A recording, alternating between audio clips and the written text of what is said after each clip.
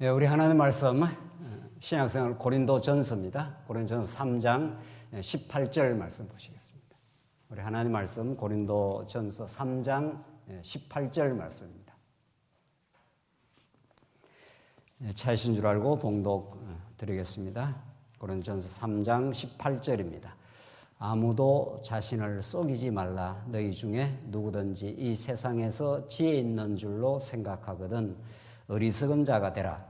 그리하여야 지혜로운 자가 되리라. 이 세상 지혜는 하나님께 어리석은 것이니 기록된 바 하나님은 지혜 있는 자들로 하여금 자기 꾀에 빠지게 하시는 이라 하였고 또 주께서 지혜 있는 자들의 생각을 헛것으로 아신다 하셨느니라. 그런즉 누구든지 사람을 자랑하지 말라. 만물이 다 너희 것임이라. 바울이나 아볼로나 게바나 세계나 생명이나 사망이나 지금 것이나 장래 것이나 다 너희의 것이요 너희는 그리스도의 것이요 그리스도는 하나님의 것이니라. 23절까지 봉독 드렸습니다. 우리는 지금 신약성경 중에 고린도전서의 말씀을 우리가 상고해 가고 있습니다.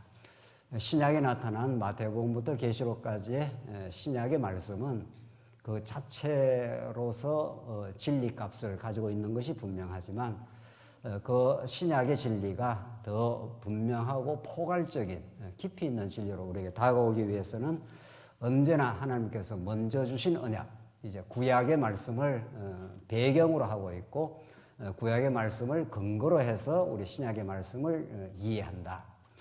이것은 신학적으로나 우리가 신앙적으로나 너무도 중요한 그 원리입니다. 오늘날 이제 구약을 연구하는 사람들은 또 구약 자체로, 신약을 연구하는 사람들은 신약 자체로 그 깊이를 헤쳐보려고 애를 쓰고 그렇게 하지만 실상 우리가 오늘 고린도전서의 말씀을 정당하고 깊이 있게 이야기하기 위해서는 구약에 하나님께서 어떤 언약을 하시고 구약에 어떻게 그림자적으로 모형적으로 하나님께서 하나님이 하신 하나님 나라에 관한 언약을 이루시고 그것이 이제 실체적으로 진짜로 이런 뜻이죠. 신령한 방식으로 하나님의 구약의 언약을 쫓아오신 그 언약대로 언약의 성취자로 오신 예수 그리스도 안에서 신약교회가 어떻게 이루어져 간다는 사실, 그것을 우리가 정당하게 자리매김을 해야 우리는 고린도전서의 말씀을 그리스도 중심으로 더 나아가서 하나님 중심으로 우리가 읽고 여기에서 복음을 확인할 수가 있습니다. 그렇지 않으면 특별히 바울 서신 같은 말씀들은 복음과 교훈이 막 번갈아 나오기 때문에 복음을 이야기하다가도 자칫하면은 어떤 윤리적 교훈에 떨어지기가 십상입니다. 무엇을 하라 이런 말씀이 바울 서신에 특히 후반부에 많이 나오지만 그 복음을 설명하는 사이사이에도 굉장히 우리가 자칫 잘못 읽으면은 도덕적 교훈처럼 그렇게 보입니다. 그러나 성경은 복음 그 자체의 말씀이고 복음 대신 예수 그리스도에 관한 진리고 그리스도의 영이신 성령이 우리 안에 오셔서 그런 아름다운 교훈의 말씀을 우리 안에서 이루어 가십니다. 그래서 우리에게는 자유의 복음이 되고 우리에게는 무거운 짐으로 자꾸 다가오는 게 아니라 우리가 그 말씀 앞에 서게 될 때는 우리가 우리 스스로의 능력으로 지킬 수 없는 죄인임이 폭로가 되고 그럼에도 불구하고 죄인을 구속해내시고 먼저 약속하신 하나님 나라를 이루어 가시는 그리스도의 놀라운 능력, 그의 신실하심, 끝없는 자비하심이 이 어떤 신약 본문에도 드러납니다. 따라서 우리가 지금 이 고린도전서의 말씀을 우리가 살필 때 언제나 하나님께서 구약에 어떤 언약을 하셨는가, 우리가 잘 아는 대로 아담에게 하나님께서 하나님 나라를 언약하시고 그걸 그대로 이스라엘 역사를 통해서 보여주시기 위해서 동일한 방식으로 아브라함에게 약속을 하신 거 아닙니까? 지시할 땅으로 가라. 그 땅을 내가 줄 것이고 너는 자손이 번성해서 너의 복의 근원이 될 것이다. 이렇게 하나님께서 아담이 주신 약속을 아브라함이 그대로 주신 거죠. 그 세 가지 언약, 이른바 하나님 나라에 관한 언약을 구약적 방식으로 구약 역사 전체를 관통하면서 하나님의 능력, 신실하심, 그 자비하심을 보여주신 거죠. 그 과정에 하나님은 얼마든지 아브라함에게 하신 약속을 그대로 가나안 땅에서 실현시킬 수 있는 하나님이시지만 그렇게 하지 아니하시고 인간으로 하여금 하나님의 그 은혜와 긍휼과 그 자비하심을 절절하게 깨닫게 하기 위해서는 그 좋은 젖과 꿀이 흐르는 땅과는 극적으로 대비가 되는 가나안 땅이라는 걸 애굽 땅이라는 걸 만들어 놓습니다. 그래서 애굽 땅에 넣지 않습니까? 애굽 땅에 넣어서 그 학대와 고난의 땅 400년 동안을 하나님께서 종살이 하도록 로마서의 표현대로 말하면 불순종 가운데 가두어 두셨다 합니다. 하나님이 그렇게 주권적으로 하신 겁니다. 왜? 그래야 하나님께서 그 고난의 땅, 그 학대의 땅에서 건짐을 받고 드디어 가나안 땅으로 왔을 때 말할 수 없는 찬양이 터지게 만들려고 그렇게 하신 거죠. 그러니까 하나님께서는 아브라함에게 하신 약속을 과정에서는 400년 종살이 시켰죠. 지금 나왔죠. 출애굽시켜 나와서 그때부터는 전부 모세의 방식입니다. 그러니까 아브라함과 모세라는 이 두 축을 가지고 하나님이 구약 역사를 이제 끌어가는 이제 전체 흐름을 보여주시는 거죠. 아브라함이 간 약속은 그대로 이루어집니다. 근데 그 과정에서는 누구를 등장을 시키는가 하면 모세를 등장시킨다는 겁니다. 그렇죠? 광야에서 하나님께서 40년 동안 모세의 영도에 의해서 이스라엘 백성이 인도되고 보호되고 은혜를 깨달아가는 거죠. 모세보다 더 우월하신 예수를 이제 하나님께서 모형적 인물로 이제 등장을 시켜가지고 이스라엘 역사를 끌어가는 거죠. 광야 생활을 우리가 너무도 잘 아는 대로 이스라엘 백성은 참으로 힘들었고 어려운 시간들 또 하나님의 절대적인 보호 또 모세의 그 간절한 중보의 기도 뭐 이런 것들이 계속 나오지 않습니까? 그것이 없으면 이스라엘 백성이 통과할 수가 없습니다. 반역도 했고요. 그들은 갈등도 했고요. 모압 여인하고 음행하면서 엄청 어리석은 범죄도 했고요. 그걸 이제 광야에서 자꾸 보여주는 거죠.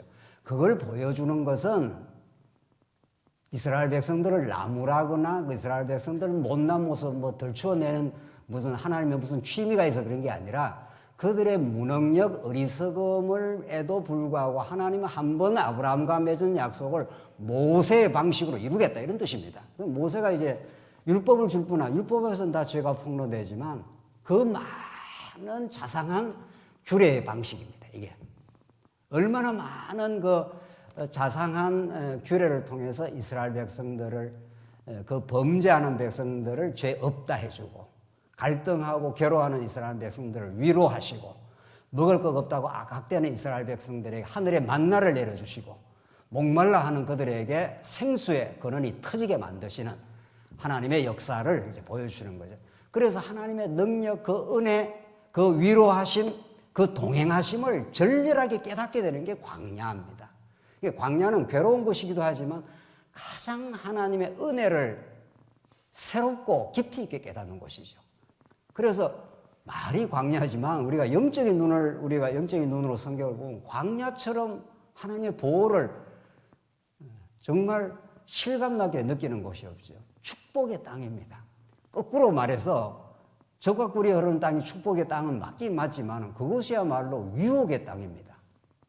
얼마나 많은 그 유혹이 많은 곳인지 모릅니다. 그러니까 이러나 저러나 하나님은 광야 고난의 길 속에서 그들의 어리석음이 노출되고 그들의 범죄하고 모세를 반역한다는 건 하나님 반역입니다. 그렇게 했지만 하나님은 그들을 얼마나 절절하게 그들을 사랑하시고 인도해가는 그게 우리 신앙생활입니다. 우리 오늘 신약시대의 신앙생활이 그런 거죠.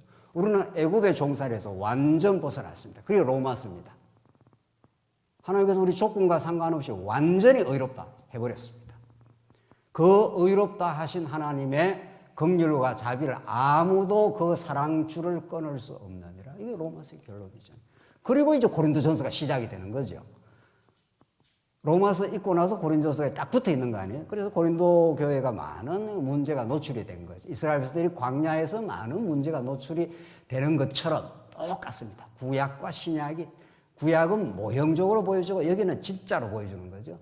그래서 구약에서 이스라엘 백성들이 많이 그들의 미숙함, 그들의 어리석음이 노출이 되지만 하나님은 모세라는 하나님이 세우시는 언약의 중보자를 통해서 그들을 어떻게 은혜를 깨닫게 해가느냐는 오늘 고린전서가 그런 맥락이죠. 고린전서에 여러 교회가 지금 성장 과정에서 문제가 노출이 되지만 문제가 아니라 문제가 예수를 만나는 자리가 되는 겁니다.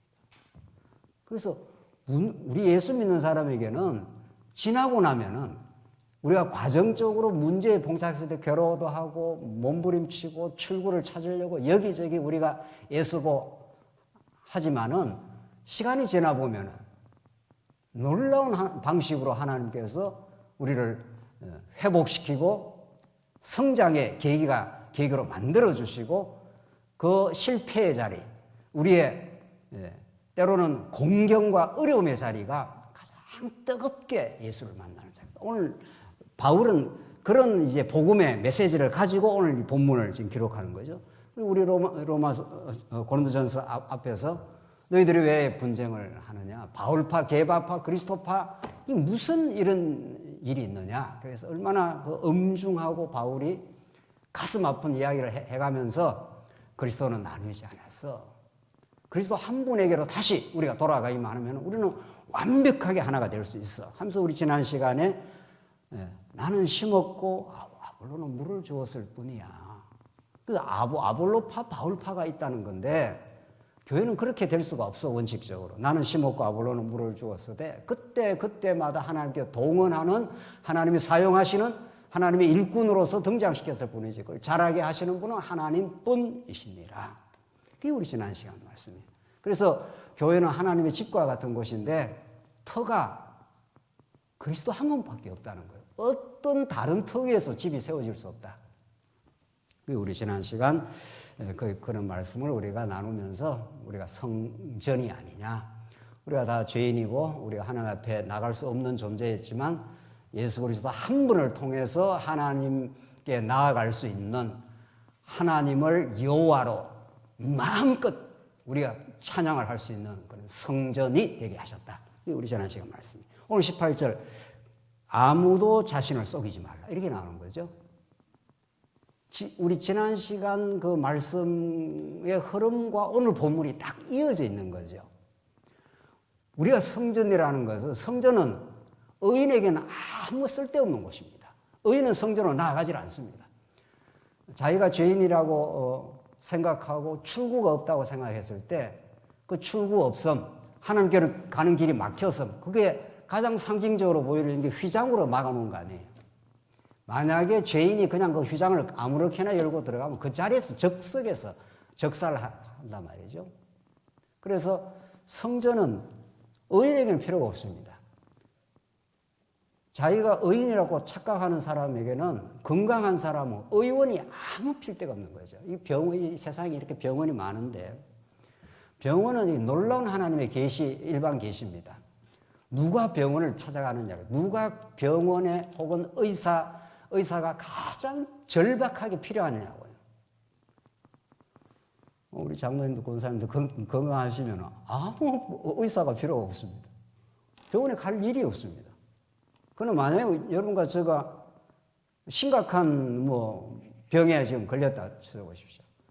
무슨 수를 쓰더라도 명의를 찾으려고 할 겁니다. 우리 자녀가 어디에 심각하게 아프다 해보십시오. 무슨 수단 방법을 가리지 않고라도 병을 찾을 거고 그렇다는 거예요. 하나님께서 성전은 의인에게는 아무 필요 없는 겁니다. 교회당도 마찬가지예요. 자기가 의인이라고 생각하면 교회를 왜 나옵니까? 우리는 절박한 죄인들이고 하나님의 은혜가 필요하고 예수가 하루하루 필요한 사람, 분초마다 필요한 사람들입니다. 우리는. 오늘 본문이 그런 맥락 속에서 아무도 자신을 속이지 말라. 너희 중에 누구든지 이 세상에서 지혜 있는 줄로 생각하거든 어리석은 자가 되라. 그리하여야 지혜로운 자가 되라. 이 세상에서 지혜로운 줄로 생각하면 이게 이제 의인들입니다. 세상에 자기가 의인이고 자기가 스스로 지혜가 있다고 생각하는 사람은 예수께로 오지 않습니다. 자기 지혜를 발휘를 하죠. 불교에서는 불성이 자기 내면에 있다는 거예요. 불성이라는 거 깨달을 수 있는 가능성이 내면에 있기 때문에 구세주를 찾을 필요 없다는 거예요. 얼마나 그게 인본주의입니까? 우리는 그렇지 않습니다. 우리 예수 믿는 사람은 우리 안에 내면에 진리를 찾을 수 있는 가능성이 전무합니다. 우리 인간과 짐승과 달리 인간에게 이성이 있다고 철학자들이 그렇게 이성을 강조하고 이성에 의해서 성경도 이성으로 다 난도질한 게 자유주의 신학 아닙니까? 성경 어떤 것은 하나님의 말씀이고 어떤 것은 기적 같은 거는 이건 하나님의 말씀이 아니야. 이렇게 골라내기 시작한 게 18세기, 19세기, 20세기를 풍미했던, 그래서 구라파 교회를 완전히 쓰나미처럼 썰어버렸던 자유주의 신학이 이성의 신학입니다. 이성이 그렇게 대단합니까? 그렇지 않습니다. 이성은 도구이기 때문에 진리의 말씀이 우리 이성을 사로잡으면 이성이 이제 좋은 도구가 될 수는 있죠.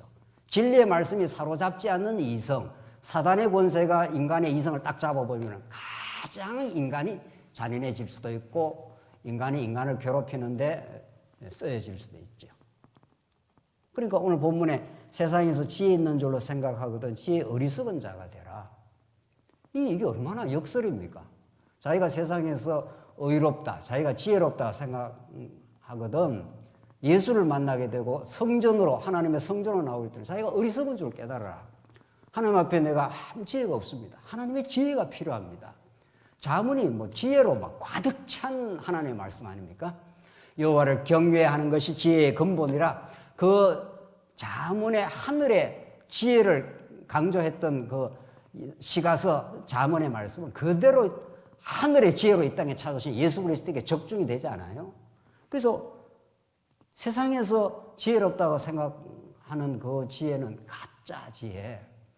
오히려 하나님 앞에서 자기가 얼마나 어리석은 존재, 하나님의 지혜가 아니면 나는 살 수가 없고 우리 삶을 참된 행복과 아름다움으로 우리가 영위할 수 있는 존재가 아닙니다라고 이렇게 고백하는 그 순간 하늘의 지혜를 얻는 이제 자리가 되는 거죠.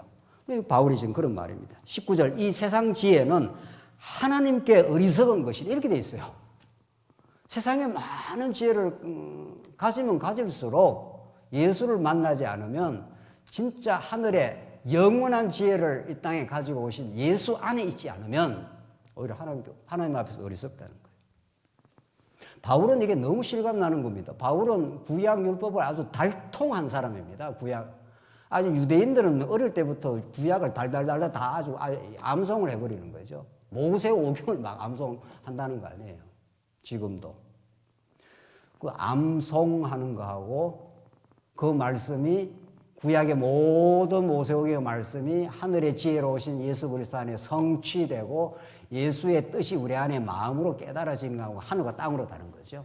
구약 그렇게 잘 암송했던 사람들이 예수님 앞에 와갖고 율법을 지킨다고 자고했지 않습니까? 예수님이 가장 독사의 자녀라고 이렇게.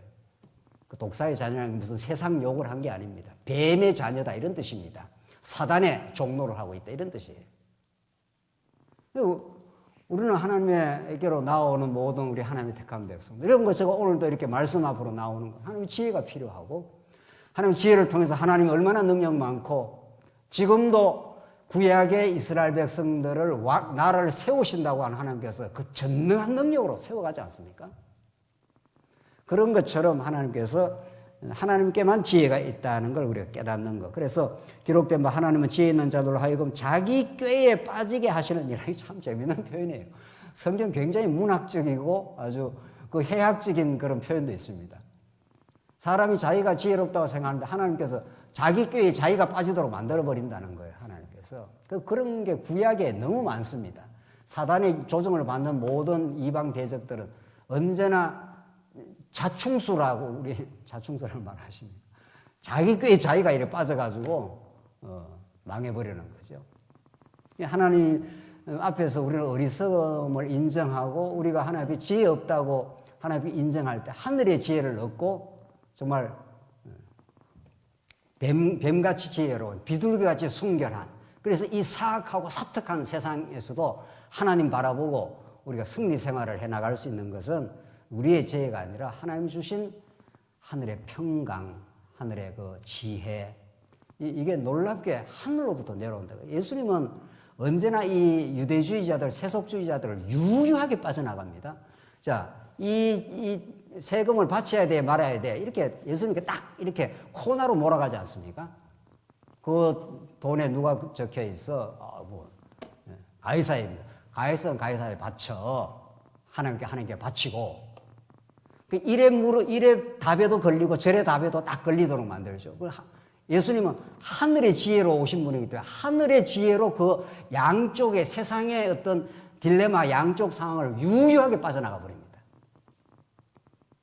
이건 정말 여러분과 제가 이 땅에 이 고난 많은 세상에 살면서 하늘의 지혜를 얻고 정말 살아갈 때 우리가 그걸 느낄 수가 있잖아요. 어떤 공경의 난관에 와서 하나님이 이 공경을 주셨다, 오히려. 하나님 풀어가실 것이다.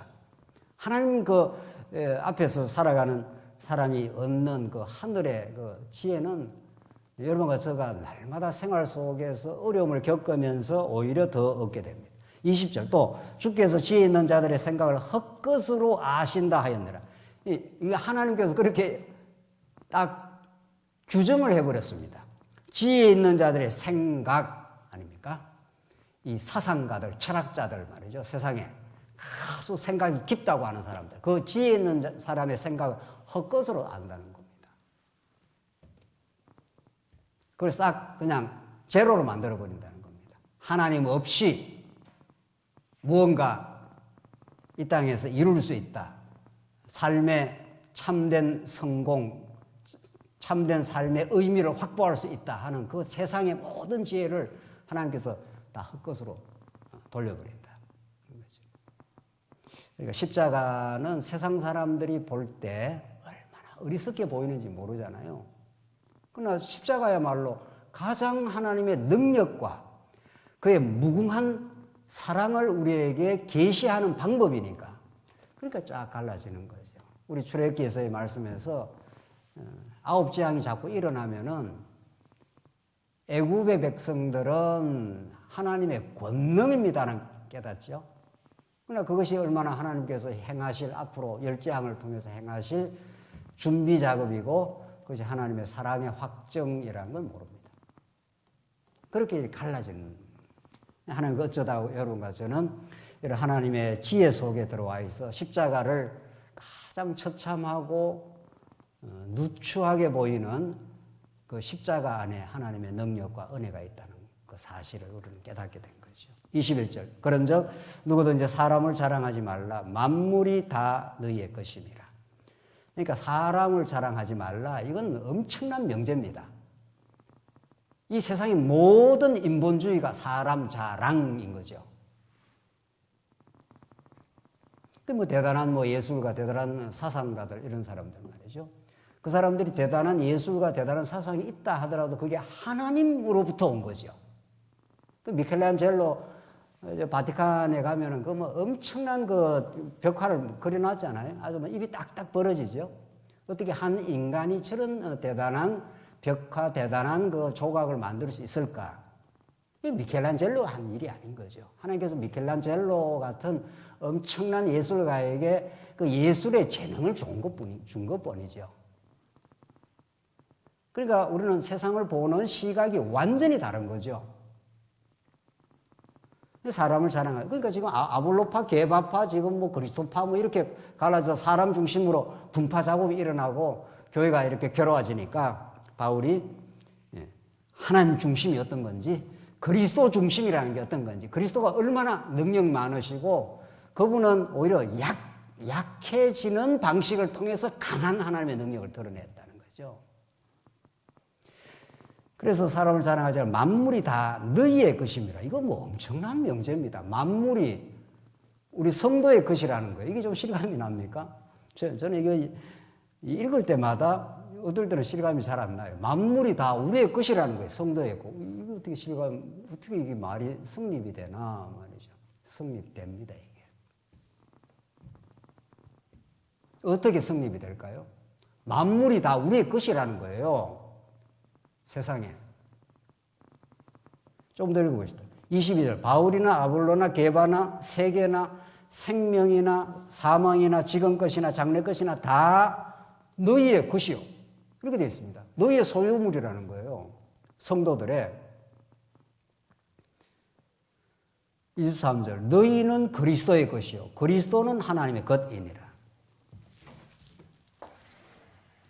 모든 만물은 하나님의 통치 속에, 하나님 나라의 통치 속에 들어와 있죠. 하나님의 주권적인 통치는 하나님이 이 우주 만물을 통치하시되 하나님은 예수 그리스도를 통해서 하시고 예수 그리스도를 통해서 하시는 일들이 우리는 하나님의 나라의 교회가 되는 거죠.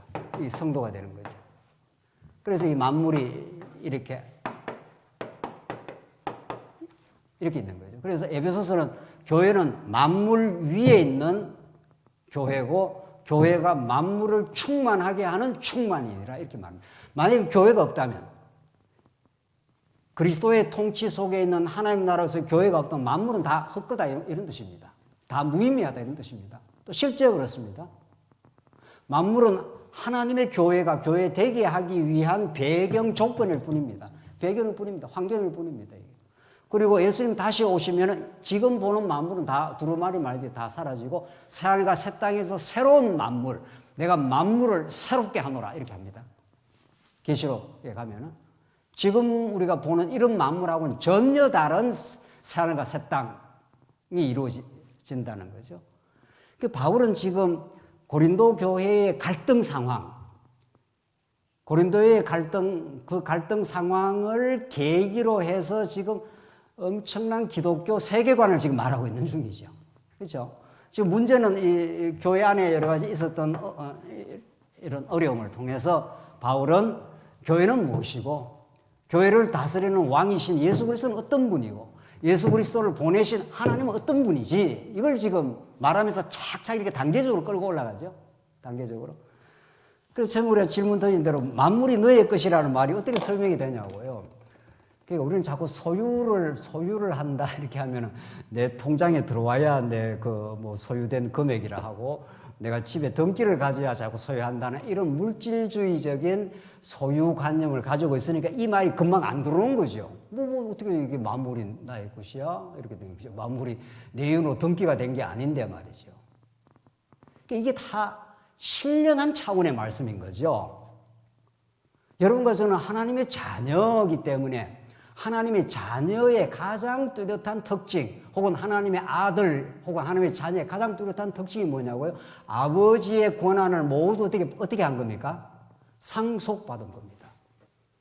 히브리서 1장에서 말하고 있고 뭐 히브리서 1장뿐만 아니라 로마서 어디라도 여러분과 제가 하나님의 아들이 되었습니다. 이런 것은 아버지의 모든 것을 상속받습니다.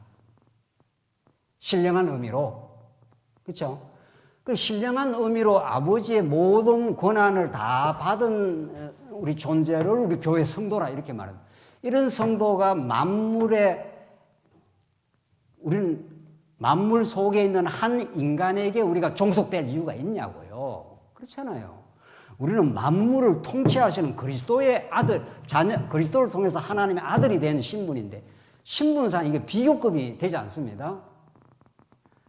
너무 좀 쉽게 말했고 내가 대통령이 청와대에 뭐 비서실장이 됐는데 지금 저기 말단 저기 시골에 그 무슨 공무원하고 비교가 되겠냐고요. 그것도 무슨 뭐 이해가 되지 않지 않아요. 이건 막 차원 자체가 다른 거니까. 그러니까 예수 그리스도가 만물의 주인이시죠. 만물을 지금 통치하고 계시죠. 만물 위에 교회를 다스리고 계시죠. 이렇다는 거예요. 우리가 믿는 예수라는 분이 예수는 하나님의 아들이기 때문에 하나님의 대권을 그대로 상속받고 왔어요. 우리가 또 하나님의 아들이기 때문에 예수가 가지고 있는 권한을 그대로 받고 옵니다. 그래서 여러분과 제가 새하늘과 새 땅에서 왕노릇한다 이렇게 되어 있습니다. 우리도 하나님의 아들들로서 예수님이 근본 왕노릇 하시고 우리도 왕노릇 한다 이렇게 되어 있어요. 아이고 뭐 이건 어마어마한데 우리 놀라질 않으니까 말이죠. 정말 어마어마한 말씀이에요. 오늘 여러분과 제가 이렇게 하나님의 말씀을 듣고 하나님을 예배하고 우리 하나님의 자녀임을 다시 한번 확인받고 우리가 세상 살이하면서 얼마나 복잡하고 갈등스러운 상황들, 어려운 일들, 뭐 이런 일이 많습니까? 심지어 교회 안에서도 말이죠. 그러나 지금 고린도 교회가 그런 거 아니에요. 이스라엘 백성이 광야를 걸어가면서 당하는 여러 가지 시련들, 어려움들을 당하듯이 바울은 이 고린도 교회 성도들이 아직은 하나님의 지혜로 오신 그 십자가의 도를 깊이 십자가의 정면으로 한번 부딪혀야 된단 말이죠.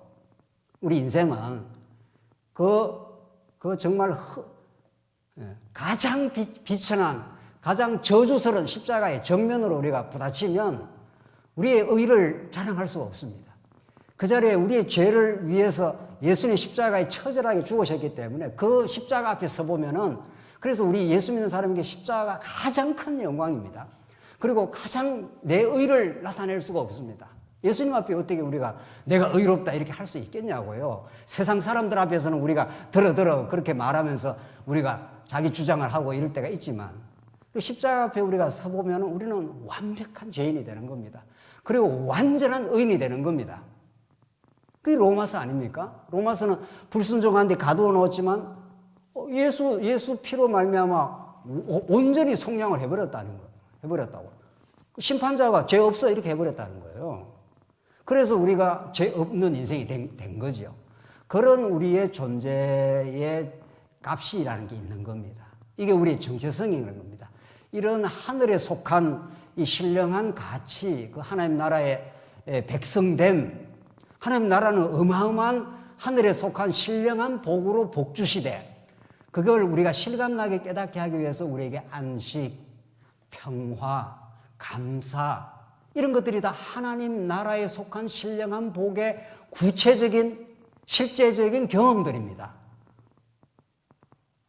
우리가 어떤 조그마한 일에도 하는 감사합니다 이럴 때 그게 하나님 나라를 느끼는 거란 말이죠. 갈등하고 힘들어하다가 서로가 용서하고 화해했을 때 그 오는 그 마음의 평화, 이런 것들이 하나님 나라의 그 모습들을 이 모양 저 모양으로 하나님이 자꾸 깨닫게 하시는 거예요. 그런 말. 근데 그것도 이 땅에서 잠시 느끼는 거지 진짜는 얼마나 좋겠냐고요. 하늘에 속한 신령한 복, 이게 하나님 나라의 복인데 말이죠. 그래서 바울은 지금 갈등하고 힘든, 갈등이라는 건 교회에서 갈등하고 교회에서 이 분파가 생기면 굉장히 괴롭습니다. 어떤 사람은 밀어내야 되고 어떤 사람은 끌어당겨야 되고, 이게 얼마나 이 교회 안에서 있을 수 있는 일인데 우리가 영원히 괴로운 일이죠. 이걸 바울이 알잖아요. 하나님이 아시지 않습니까? 또 하나님이 그런 가운데 두시기도 합니다. 때로는 우리가 얼마나 죄인이고 사람 중심하며 우리가 때때마다 산다는 걸 깨닫게 하기 위해서, 그러놓고는 바울이 쫙쫙 끌고 가지 않습니까? 사람이 지은 하나님께 아무것도 아니야. 사람을 자랑하지 마.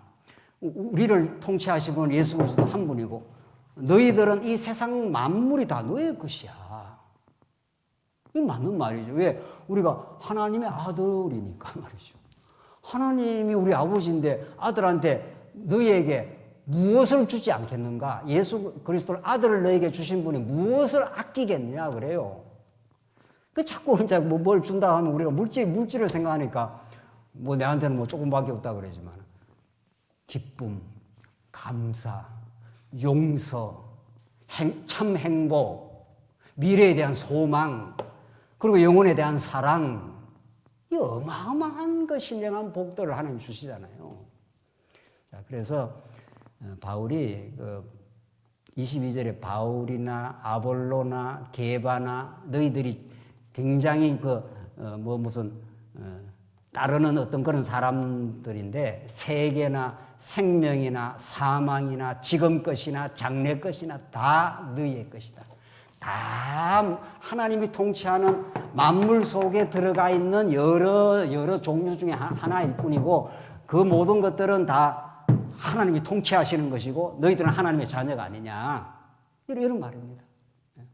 그러니까 이런 세상에 속한 가치와는 비교가 되지 않는 신령하고 절대적인 가치, 예수 그리스도 안에 그 구원과 하나님 나라를 누리고 있지 않느냐.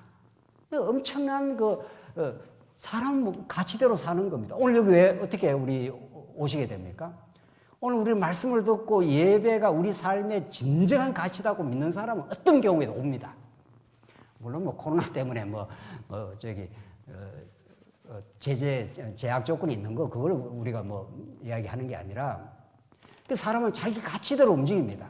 그게 가치롭다 생각하면 어떤 식으로 움직입니다. 그러니까 문제는 우리가 하나님께서 얼마나 고급한 가치를 깨닫게 했느냐는 거예요. 고급한 가치를 깨달은 사람은 저급한 가치를 훌훌 다 털어버립니다. 쓰레기에 막 배고파서 먹는 그 거지가 그거 먹지 마라 하면 큰일 납니다. 대안이 없이 먹지 마라 그러면 네가 뭔데 나를 이렇게 나는 굶어 죽을 판인데 이걸 먹지 마라 그러냐고. 그렇게 하는 게 아니라 너무 좋은 식탁을 하나 옆에 딱 차려주면은 그 가라 해도 안 갑니다. 그쪽으로. 이게 우리가 그리스도를 믿는 겁니다.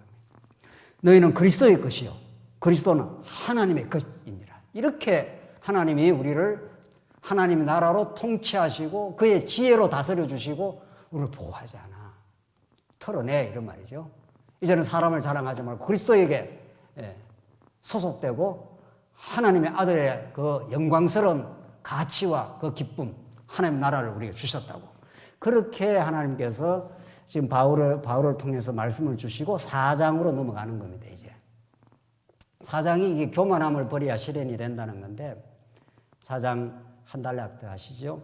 사람이 마땅히 우리를 그리스도의 일꾼이요 하나님의 비밀을 맡은 자로 여길지어다. 왜 갑자기 이 말이 나오죠?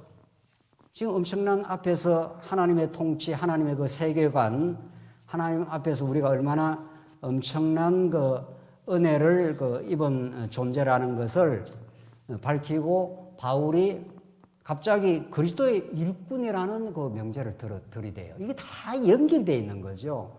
왜냐하면 하나님의 교회가 분쟁과 어려움을 자꾸 이렇게 겪게 되면 성도들이 지치게 되어 있습니다. 세상에서 힘들고 어려워도 교회 가서 그리스도 안에서 자꾸 위로를 받고 말씀 안에서 새 힘을 얻고 서로 위로하고 격려하는 이게 살아나 있으면은 세상살이 아무리 힘들어도 주일날 교회 오는 게 굉장히 발이 가볍습니다. 그런데 교회가 자꾸 힘든 그 상황이 자꾸 연출이 되면은 성도들이 굉장히 지치게 되어 있습니다. 이게 우리가 굉장히 기도할 부분인 거죠. 그래서 지금 고린도 교회가 그런 상황이에요. 그래서 사도 바울은 사람이 마땅히 우리를 그리스도의 일꾼이요 하나님의 비밀을 맡은 자 여길지어다. 이 말이 무슨 말인가 하면은 지금 하나님의 일꾼으로서 바울을 하나님이 세우시고 고린도 교회에 보냈잖아요. 그리고 이제 편지까지 쓰지 않습니까? 이 편지의 말씀이 절대적인 복음의 말씀이다. 하나님의 일꾼으로 여겨줘. 나는 하나님의 종이긴 하지만은 진리는 절대적이야. 이 진리에 너희들이 부착을 하고 다시 깨달으면은 새 힘을 얻게 돼 있어. 지금 그 말을 지금 하려고 바울이, 특히 고린도 교회는 바울의 사도직에 대해서 굉장히 의심을 했습니다. 그 뒤에 이제 고린도 후서에 가면 더 자세히 잘 나오는데, 바울은 직접 예수님께 부름받은 사람이 아니잖아. 이렇게 해서 바울의 사도직을 의심한다는 거는 그 복음을 의심을 하는 거죠. 그걸 바울이 잘 알고 있습니다. 그래서 사람이 마땅히 우리를 그리스도의 일꾼으로 인정을 해달라. 내가 전하는 복음이 이게 참 진리고 그리스도 중심의 이 진리가 우리를 새롭게 하나 되게 만들 것이다. 그러니까 바울이 전하는 복음을 이렇게 시큰둥하게 받아들이면은 그게 양식이 안 되는 거죠. 참 그런 면에서 저도 목회자이긴 합니다만은 목회자와 성도들 관계는 굉장히 중요합니다. 굉장히 중요합니다. 저는 정말 그건 많이 기도하고 그러는데 이게 이제 1차적으로 목회자 책임인 거죠. 목회자가 제대로 안 하면 성도들이 이제 어려워지면은 말씀이 안 들립니다. 그 다음에는. 그게 제일 결정적인 위기예요. 교회 안에. 말씀이 안 들려버리면은. 정말 우리 성도님들 간에도 다 관계가 아주 중요합니다. 중요한데 목회자와 우리 성도님들과의 관계에서 정말 그리스도 안에서 그리스도를 바라보는 그런 아름다운 관계를 하나님께 주시길 바라는 거죠. 그래야 말씀이 들립니다. 지금 바울이 그런 심정이에요. 사람이 마땅히 우리를 그리스도의 일꾼으로 하나님의 비밀을 맡은 자로 여길지어다. 바울은 사도 아니야. 바울이 문제가 많아. 이렇게 해버리면 이제 말씀이 안 들리는 거죠. 그래서 그걸 말하면서 그리스도의 일꾼이라는 게 지금 굉장히 중요한 단어가 하나 나오는데, 이 헬라어로 휘페레테스인데, 그냥 뭐 이런 헬라어가 있다고 그냥 아시면 됩니다. 휘페레테스인데 이게 무슨 뜻인가 하면은 이게 두 단어가 결합된 단어예요. 휘페라는 것은 전치사인데 뭐뭐 밑에 이런 뜻입니다. 그리고 에레소라는 게 노젓는 자 이런 뜻입니다. 이게 굉장히 이게 참 의미심장한 단어를 바울이 딱 씁니다. 이게 그리스도의 일꾼이라는 것은 밑에서 노젓는 노예다 이런 뜻입니다. 바울이 마음대로 이렇게 하는 게 아니다 이런 뜻입니다. 주인이 하락하는 대로 해야 됩니다. 이 노예는.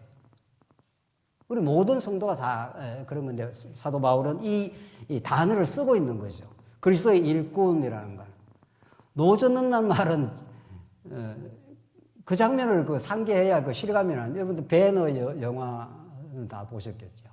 그 주인공이 잘못 이렇게 모함을 받아가지고 노예로 팔려가지고 그 왜 배 밑에 노젓는 사람 있지 않습니까? 그 딱 쇠사슬에 착고에 매여가지고 그 앞에서 그 지휘하는 사람이 있죠. 지휘하는 사람이. 이게 노예는 아무런 의지가 없습니다. 노예는 내가 이렇게 해야 되겠다, 저렇게 해야 되겠다, 아무 자기 선택권이, 결정권이 없습니다. 북 치는 사람이 북을 치면은 빨리 치면 빨리 져야 되고, 늦게 치면 늦게 져야 됩니다. 이건 정말 그리스도의 일꾼이라는 걸 이 휘페레테스라는, 그러니까 배 밑에서 노젓는 사람이에요. 그러니까 정황이 어떻게 돌아가는지를 모르는 겁니다. 어떻게 보면 그냥 하라 하면 할 뿐입니다. 그런데 주인이 하라는 대로 하면은 전쟁에서 어떻게 되죠? 배너 영화 보면 전쟁에서 어떻게 되나요? 승리합니다. 이게 정말 굉장한 말씀입니다. 그냥 여러분과 저는 주님이 하라는 그 일, 맡겨주신 그 일을 내가 왜 일을 해야 됩니까? 내가 힘들어서 이거 못하겠습니다. 특히 이제 교회 중직자가 되면 될수록 말이죠. 하나님이 그냥 세운 자리입니다. 그 자리에 죽으라면 죽고 그 자리에 살아라면 살고. 굉장히 중요합니다. 내가 이걸 해야 되겠습니다. 안 해야겠습니다. 이런 선택권이 없습니다. 하나님 보내시면 그 자리에 그냥 죽으라면 죽어. 이런 자리입니다. 정말 그걸 우리가 하나님 주권으로 알고 또 하나님께서 우리가 부름을 받았을 때 우리가 목사로 혹은 장로로 혹은 권사로 혹은 안수집사로 우리가 교회 반사로 교회 교사로 부름을 받아 그 자리가 하나님 부르신 자리고 빨리 져 하면 빨리 져야 되고 늦게 져 하면 늦게 졌고 하나님의 주권 따라서 움직입니다. 그죠? 이렇게 하면 안 되는 것 같은데요. 이렇게 하면 되는 것 같은데요. 아닙니다. 따지고 보면 하나님께서 그 자리에 있게 한 그 자리에 목사로 말씀 잘 연구해서 전하라 하면 그거 전하는 것 뿐입니다. 이렇게 하면 교회가 어떻게 될 것이라는 미래를 우리가 다 어떻게 압니까? 그걸. 이렇게 하면 어떻게 될지 하나님이 모든 걸 조정을 하시고 그 전황은 노예가 아는 게 아닙니다. 따지고 보면. 그 위에 선장이 모든 걸 다 알고 있습니다. 그리고 반드시 승리의 길로 인도합니다. 그 승리가 노예의 것이 되는 겁니다. 이게 하나님에게 부름을 받은 우리 모든 그리스도의 일꾼입니다. 그리고 뒤에 하나님의 비밀을 맡은 자로 얘기했어요. 이 비밀 무스테리온인데 영어로 말하면 우리 미스테리라 그러지 않습니까? 그 단어입니다. 이 비밀이라는 것은 감춰야 될 어떤 비밀이 있지 않습니까? 영어로 시크릿 이렇게 막 남한테 안 보여주고 싶은 비밀, 그런 비밀이 아닙니다. 이거는 계시될 비밀입니다.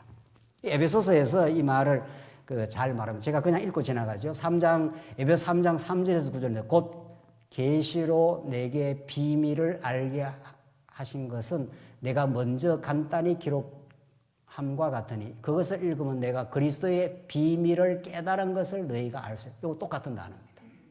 에베소서에서 이때 비밀은 숨겨야 된다든가 이렇게 엄음한 게 아니라 결국 하나님의 영원한 경륜으로 감추어 있다가 계시로 드러나는 겁니다. 이게. 그 사도 바울인데 그 하나님의 영원한 경륜을 그 미스테리 같은 사람으로서는 알 수 없지만 하나님이 드러내야 아는 겁니다. 그러니까 하나님이 드러내지 않으면 우리는 뜻을 모릅니다. 그리고 여러분과 저에게는 하나님의 그 계시의 궁극을 우리가 아는 겁니다.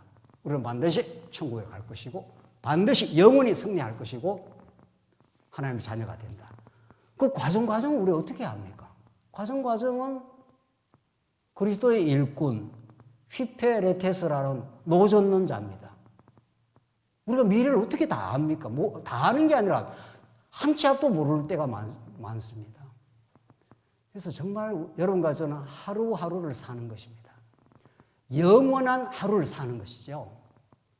영원히 우리를 사랑하신 그 하나님, 그의 통치와 그의 긍정적인 미래, 그 확신을 가지고 오늘 여러분과 저에게 맡긴 일이 가장 소중합니다.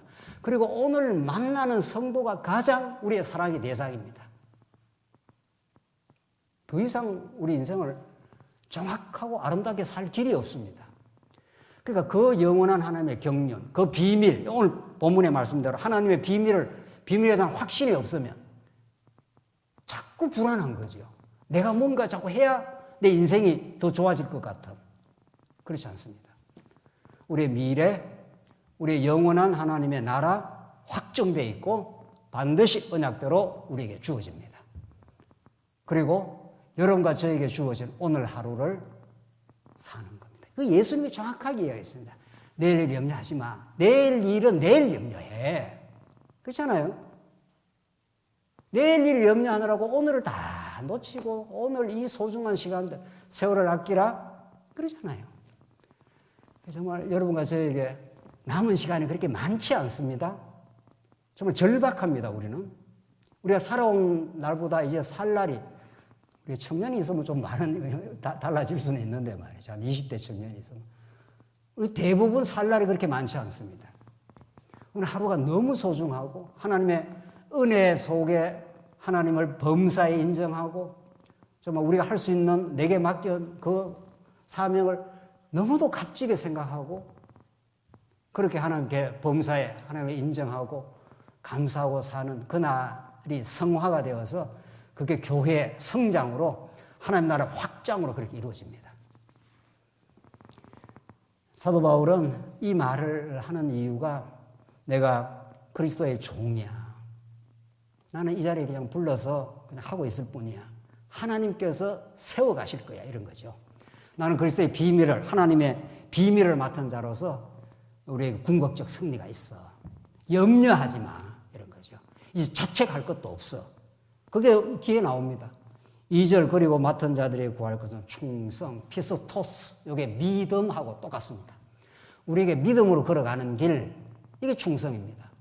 하나님께서 우리를 사랑하시고 우리 교회를 지켜가실 것이라는 그 믿음. 그 믿음으로 우리가 하루하루 맡은 일을 걸어간다는 겁니다. 충실하게 걸어가라는 거죠. 네.